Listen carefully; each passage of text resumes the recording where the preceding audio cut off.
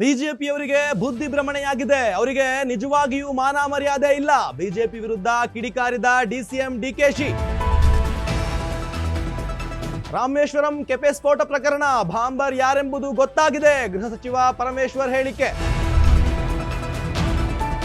Chikkodi Lok Sabha ticket ಕುರುಬ ಸಮಾಜಕ್ಕೆ ಕೊಡಿ, ನಾವೆಲ್ಲರೂ ಸೇರಿ ಗೆಲ್ಲಿಸ್ಕೊಂಡು ಬರ್ತೀವಿ. ವಿಧಾನ ಪರಿಷತ್ ಸದಸ್ಯ ಪ್ರಕಾಶ್ ಹುಕ್ಕೇರಿ ಹೇಳಿಕೆ.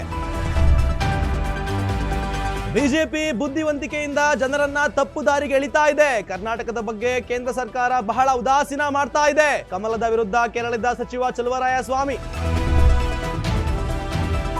ವಿ ಸೋಮಣ್ಣಂಗೆ ಟಿಕೆಟ್ ನೀಡಿದ್ರೆ ಸಂಪೂರ್ಣ ವಿರೋಧ. ಜೆಸಿ ಮಾಧುಸ್ವಾಮಿಗೆ ಲೋಕಸಭಾ ಟಿಕೆಟ್ ನೀಡಿ. ಗುಬ್ಬಿಯಲ್ಲಿ ಮಾಧುಸ್ವಾಮಿ ಅಭಿಮಾನಿಗಳಿಂದ ಒತ್ತಾಯ. ನಮಸ್ತೆ, ನೀವು ನೋಡ್ತಾ ಇದ್ದೀರಾ ಅಶ್ವವೇಗ ನ್ಯೂಸ್. ನಾನು ರೋಹಿತ್. ಕೆಆರ್ಎಸ್ ನಿಂದ ತಮಿಳುನಾಡಿಗೆ ನೀರು ಬಿಡಲಾಗ್ತಿದೆ ಎಂದು ಆರೋಪಿಸಿ ಬಿಜೆಪಿ ನಡೆಸ್ತಾ ಇರುವ ಪ್ರತಿಭಟನೆಗೆ ಉಪಮುಖ್ಯಮಂತ್ರಿ ಡಿಕೆ ಶಿವಕುಮಾರ್ ತೀವ್ರ ಆಕ್ರೋಶವನ್ನ ಹೊರಹಾಕಿದ್ದಾರೆ. ಬಿಜೆಪಿಯವರಿಗೆ ಬುದ್ಧಿ ಭ್ರಮಣೆಯಾಗಿದೆ. ಅವ್ರಿಗೆ ನಿಜವಾಗಿಯೂ ಮಾನ ಮರ್ಯಾದೆ ಇಲ್ಲ. ನಮಗೆ ಕುಡಿಯಲು ನೀರಿಲ್ಲ ಅಂದ ಮೇಲೆ ತಮಿಳುನಾಡಿಗೆ ಯಾಕೆ ನೀರು ಬಿಡೋಣ ಅಂತ ಕಿಡಿಕಾರಿದ್ದಾರೆ. ಕೊರತೆಯಿಂದ ಬೆಂಗಳೂರಿಗೆ ನೀರು ಪೂರೈಸಲು ಸಾಧ್ಯವಾಗ್ತಾ ಇಲ್ಲ. ಶಿವ ಡ್ಯಾಮ್ ನಲ್ಲಿ ನೀರೆತ್ತುವ ದೃಷ್ಟಿಯಿಂದ ಕೆಆರ್ಎಸ್ ನಿಂದ ನೀರು ಹರಿಸಲಾಗ್ತಾ ಇದೆ. ನಮ್ಮ ರೈತರಿಗೆ ನಮ್ಮಿಂದ ನೀರು ಕೊಡಲು ಸಾಧ್ಯವಾಗದೇ ಇರುವಾಗ ತಮಿಳುನಾಡಿಗೆ ಎಲ್ಲಿಂದ ನೀರು ಕೊಡಲು ಸಾಧ್ಯ ಅಂತ ಪ್ರಶ್ನೆ ಮಾಡಿದ್ದಾರೆ. ತೆಲಂಗಾಣದವರು ನೀರಿಗಾಗಿ ಮನವಿ ಮಾಡಿದ್ದಾರೆ. ನಾವು ನಿಮಗೆ ನೀರು ಕೊಡ್ತೀವಿ, ನೀವು ನಮಗೆ ನೀರು ಕೊಡಿ ಅಂತ ಹೇಳ್ತಿದ್ದಾರೆ. ಆದ್ರೆ ಇದ್ರ ಬಗ್ಗೆ ಯೋಚನೆ ಮಾಡ್ತಿರುವುದಾಗಿ ಹೇಳಿದ ಡಿಕೆ ಶಿವಕುಮಾರ್, ನೀರಿನ ಸಮಸ್ಯೆ ನಿವಾರಿಸುವ ದೃಷ್ಟಿಯಿಂದ ಬಿಜೆಪಿ ಮತ್ತು ದೇವೇಗೌಡರು ಮೇಕೆದಾಟು ಯೋಜನೆಗೆ ಕೇಂದ್ರದಿಂದ ಅನುಮತಿ ಕೊಡಿಸ್ಲಿ. ನಮ್ಮ ಸರ್ಕಾರದಲ್ಲಿ ಏನಿದ್ರು ಮೊದಲು ಕುಡಿಯುವ ನೀರಿಗೆ ಆದ್ಯತೆ. ಇಂಥ ಪರಿಸ್ಥಿತಿಯಲ್ಲಿ ಯಾವುದೇ ಕಾರಣಕ್ಕೂ ರಾಜಕಾರಣ ಮಾಡೋದಿಲ್ಲ ಅಂತ ಹೇಳಿದ್ದಾರೆ. ಇನ್ನು ಬೆಂಗಳೂರಿನ ರಾಮೇಶ್ವರಂ ಕೆಫೆಯಲ್ಲಿ ಸಂಭವಿಸಿದ ಸ್ಫೋಟದ ಪ್ರಕರಣಕ್ಕೆ ಸಂಬಂಧಿಸಿದಂತೆ ಬಾಂಬರ್ ಯಾರೆಂಬುದು ಅಂತ ಒಂದು ಹಂತಕ್ಕೆ ಪತ್ತೆಯಾಗಿದೆ. ಅದನ್ನ ದೃಢಪಡಿಸಿಕೊಳ್ಬೇಕಾಗಿದೆ ಅಂತ ಗೃಹ ಸಚಿವ ಜಿ ಪರಮೇಶ್ವರ್ ಹೇಳಿದ್ದಾರೆ. ಬಾಂಬರ್ ಯಾರೆಂಬುದು ಬಹುತೇಕ ಪತ್ತೆಯಾಗಿದ್ದು ಅದನ್ನ ಸಿಸಿಬಿ ಮತ್ತು ಎನ್ಐಎ ಅಧಿಕಾರಿಗಳು ತನಿಖೆ ಮಾಡ್ತಿದ್ದಾರೆ ಅಂತ ತಿಳಿಸಿದ್ದಾರೆ. ಇನ್ನು ಚಿಕ್ಕೋಡಿ ಟಿಕೆಟ್ ಕುರುಬ ಸಮುದಾಯಕ್ಕೆ ನೀಡಿದ್ರೆ ಗೆಲ್ಲಿಸ್ಕೊಂಡು ಬರ್ತೀವಿ ಅಂತ 2014ರಲ್ಲಿ ಮಂತ್ರಿಯಾಗಿದ್ರು ಉಪಮುಖ್ಯಮಂತ್ರಿಗಳ ಸೂಚನೆಯಂತೆ ಲೋಕಸಭೆಯಲ್ಲಿ ಸ್ಪರ್ಧಿಸಿ ಗೆದ್ದಿದ್ದೆ.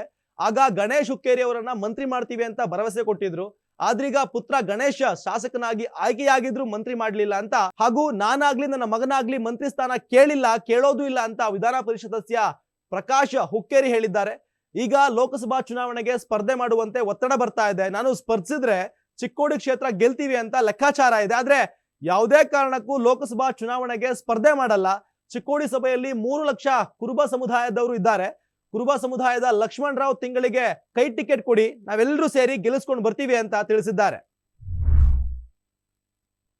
ಇನ್ನು ಚುನಾವಣೆಗಳು ಬಂದಾಗ ಜನರನ್ನ ಸೆಳೆಯಲು ರಾಜಕೀಯ ಪಕ್ಷಗಳು ಭರವಸೆಗಳ ಮೂಲಕ ತಪ್ಪು ದಾರಿಗೆ ಎಳೆಯುವ ಪ್ರಯತ್ನ ಮಾಡೋದು ಸಹಜ. ಆದ್ರೆ ಬಿಜೆಪಿಯು ಜನರನ್ನ ತಪ್ಪು ದಾರಿಗೆ ಎಳೆಯುವುದನ್ನೇ ಅಜೆಂಡಾ ಮಾಡ್ಕೊಂಡಿದೆ ಅಂತ ಕೃಷಿ ಮತ್ತು ಮಂಡ್ಯ ಜಿಲ್ಲಾ ಉಸ್ತುವಾರಿ ಸಚಿವ ಎನ್ ಚಲುವರಾಯಸ್ವಾಮಿ ಆರೋಪಿಸಿದ್ದಾರೆ.